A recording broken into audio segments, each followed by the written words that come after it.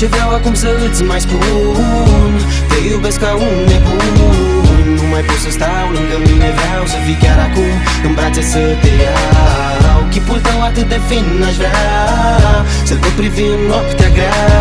Când tu nu ești aici, nu mai pot dormi, vreau să te sărut, să te pot simți. Știi cu ce să încep să scriu, dar încep și trebuie să spun că tu ești tot ce am mai bun. Și tu știi că tot ce ți-am promis nu sunt minciuni și în orice caz nu e doar un vis. Știi că împreună putem trece peste toate, pietre apar în fața noastră, dar se sparg peste noapte. Te rog, ai grijă, cheia inimii mele la tine, cheia minții, cheia sufletului, tot îți aparține.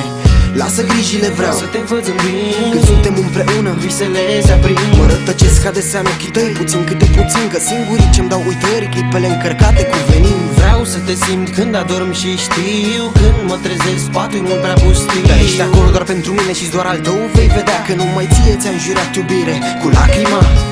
Tot ce vreau acum să îți mai spun, te iubesc ca un nebun.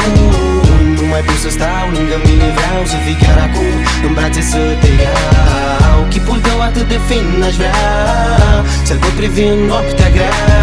Când tu nu ești aici, nu mai pot dormi, vreau să te sărut, să te pot simți. Îmi pare rău când te fac să plângi, știu că nu mai poți să ajungi la o cale de mijloc, totuși nu încerca să fugi. Știi bine că fazele astea nici mie nu-mi plac, ți-am promis că mă schimb și o să o fac, așa că tac.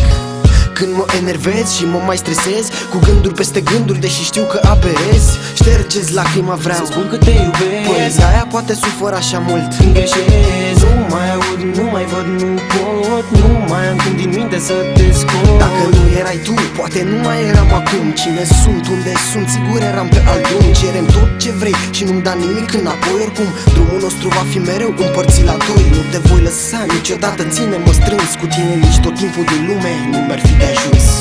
Tot ce vreau acum să îți mai spun, te iubesc ca un nebun. Nu mai pot să stau lângă mine, vreau să fii chiar acum în brațe să te iau. Chipul tău atât de fin aș vrea să-l pot privi în noaptea grea. Când tu nu ești aici, nu mai pot dormi, vreau să te sărut, să te pot simți.